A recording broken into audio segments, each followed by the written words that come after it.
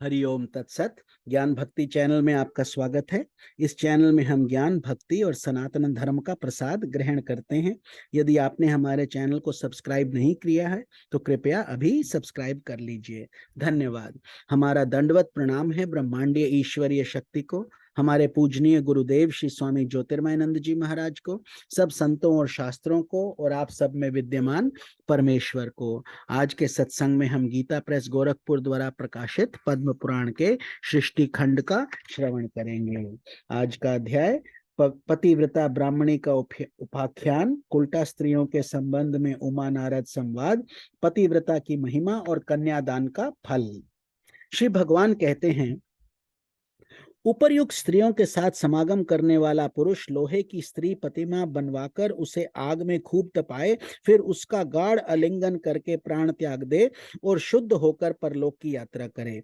जो मनुष्य गृहस्थ आश्रम का परित्याग करके मुझ में मन लगाता है और प्रतिदिन मेरे गोविंद नाम का स्मरण करता है, उसके सब पापों का नाश हो जाता है। उसके द्वारा की हुई हजारों ब्रह्म हत्याएं, 100 बार किया हुआ गुरु पत्नी समागम, लाख बार किया हुआ पौष्टी मदिरा का सेवन, सुवर्ण की चोरी, पापियों के साथ चिरकाल तक का संसर्ग रखना, ये तथा और भी जितने बड़े बड़े पाप एवं पातक हैं, वे सब मेरा नाम लेने से तत्काल नष्ट हो जाते हैं। ठीक उसी तरह जैसे अग्नि के पास पहुंचने पर रुई का ढेर जल जाता है। अतः मनुष्य को उचित है कि वो मेरे गोविंद नाम का स्मरण करके पवित्र हो जाए।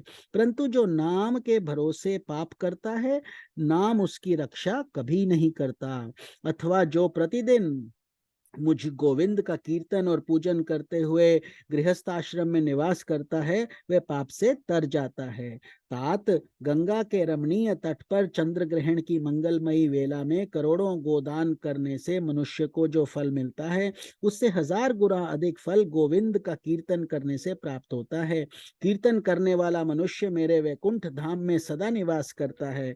पुराण में मेरी कथा सुनने से मानव मेरी समानता प्राप्त करता है। जो पुराण की कथा सुनाता है उसे मेरा सायुज्य प्राप्त होता है। अतः प्रतिदिन पुराण का श्रवण करना चाहिए। पुराण धर्मों का संग्रह है। विप्रवर, अब मैं सती स्त्रियों के में जो अत्यंत उत्कृष्ट गुण होते हैं उनका वर्णन करता हूँ। सती स्त्री का वंश शुद्ध होता है, वहां सदा लक्ष्मी निवास करती है। सती के पितृकुल और पतिकुल दोनों कुलों का तथा उसके स्वामी को भी स्वर्गलोक की प्राप्ति होती है। जो स्त्रियां अपने जीवन का पूर्व काल पुण्य पाप मिश्रित कर्मों में व्यतीत करने के पीछे भी पतिव्रता होती है, उन्हें भी मेरे लोक की प्राप्ति हो जाती है। जो स्त्री अपने स्वामी का अनुगम गमन करती है, वह शराबी, ब्रह्म हत्यारे तथा सब प्रकार के पापों से लदे हुए पति को भी पाप मुक्त करके अपने साथ स्वर्ग में ले जाती है। जो मरे हुए पति के पीछे प्राण त्याग करके जाती है, उसे स्वर्ग की प्राप्ति निश्चित है। जो नारी पति का अनुगमन करती है, वे मनुष्य के शरीर में जितने 3.5 करोड़ रोम होते हैं, इतने ही वर्षों तक स्वर्ग लोक में निवास करती है। यदि पति की मृत्यु कहीं दूर हो जाए तो उसका कोई चिन्ह पाकर जो स्त्री चिता की अग्नि में प्राण त्याग देती है, वे अपने पति का पाप से उद्धार कर देती है। जो स्त्री पतिव्रता होती है, उसे चाहिए कि यदि पति की मृत्यु परदेश में हो जाए तो उसका कोई चिन्ह प्राप्त करे, तो उसे ही ले अग्नि में शयन करके स्वर्गलोक की यात्रा करे। यदि ब्राह्मण जाति की स्त्री मरे हुए पति के साथ चिता अग्नि में प्रवेश करे तो उसे आत्मघात का दोष लगता है, जिससे ना तो वह अपने को और ना अपने पति को ही स्वर्ग में पहुंचा पाती है। इसलिए ब्राह्मण जाति की स्त्री अपने मरे हुए पति के साथ जलकर ना मरे, ये ब्रह्मा जी की आज्ञा है। ब्राह्मणी विधवा को वैधव्य व्रत का आचरण करना चाहिए। जो विधवा एकादशी का व्रत नहीं रखती, वे दूसरे जन्म में भी विधवा ही होती है तथा प्रत्येक जन्म में दुर्भाग्य से पीड़ित रहती है। मछली मांस खाने और व्रत न करने से वह चिरकाल तक नरक में रहकर फिर कुत्ते की योनि में जन्म ले लेती है। जो कुल नाशिनी विधवा दुराचारिणी होकर मैथुन कराती है, वे नरक यातना भोगने के पश्चात 10 जन्मों तक गीधनी होती है, फिर 2 जन्मों तक लोमड़ी होकर पीछे मनुष्य योनि में जन्म लेती है। उसमें भी बाल विधवा होकर दासी भाव को प्राप्त होती है। ब्राह्मण ने कहा, भगवान, यदि आपका मुझ पर अनुग्रह है तो अब कन्यादान के फल का वर्णन कीजिए, साथ ही उसकी यथार्थ विधि भी बतलाइए। श्री भगवान बोले, ब्राह्मण, रूपवान, गुणवान, कुलीन, तरुण, समृद्धशाली और धन धान्य से संपन्न वर को कन्यादान करने का जो फल होता है उससे श्रवण करो। जो मनुष्य आभूषणों से युक्त कन्यादान का दान करता है उसके द्वारा पर्वत, वन और काननों से सहित संपूर्ण पृथ्वी का दान हो जाता है।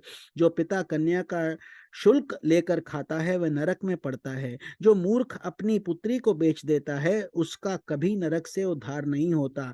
जो लोभवश अयोग्य पुरुष को कन्यादान देता है वे रौरव नरक में पड़कर अंत में चांडाल हो जाता है। इसी से विद्वान द्वारा दामाद से शुल्क लेने का कभी विचार भी मन में नहीं लाते। अपनी ओर से दामाद को जो कुछ भी दिया जाता है वह अक्षय हो जाता है। पृथ्वी, गौ, सोना, धन धान्य और वस्त्र आदि जो कुछ दामाद को दहेज के रूप में दिया जाता है वे सब अक्षय फल का देने वाला होता है। जैसे कटी हुई डोर घड़े के साथ स्वयं भी कुएं में डूब जाती है, उसी प्रकार यदि दाता संकल्प किए हुए दान को भूल जाता है और दान लेने वाला पुरुष फिर उसे याद दिलाकर मांगता नहीं तो वे दोनों नरक में पड़ते हैं। सात्विक पुरुष को उचित है कि वह जमाता को दहेज में देने के लिए निश्चित की हुई सभी वस्तुएं अवश्य दे डाले। न देने पर पहले तो वह नरक में पड़ता है, फिर प्रतिग्रह लेने वाले के दास के रूप में जन्म ग्रहण करता है। जो बहुत खाता हो, अधिक दूर रहता हो, अत्यधिक धनवान हो, जिसमें अधिक दुष्टता हो, जिसका कुल उत्तम न हो तथा जो मूर्ख हो, इन 6 मनुष्यों को कन्या नहीं देनी चाहिए। इसी प्रकार अति वृद्ध, अत्यंत दीन, रोगी, अति निकट रहने वाले, अत्यंत क्रोधी और असंतुष्ट, इन 6 व्यक्तियों को भी कन्यादान नहीं करना चाहिए। इन्हें कन्या देकर मनुष्य नरक में पड़ता है। धन के लोभ से या सम्मान मिलने की आशा से जो कन्या देता है या एक कन्या दिखाकर दूसरी का विवाह कर देता है वह भी नरकगामी होता है। जो प्रतिदिन इस परम पुण्य उत्तम उपाख्यान का श्रवण करता है उसके जन्म जन्म के पाप नष्ट हो जाते हैं। ओम नमो भगवते वासुदेवाय। हरि ओम तत्सत।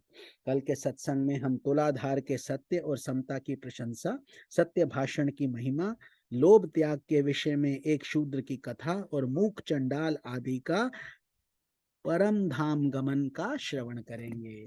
हरि ओम तत्सत।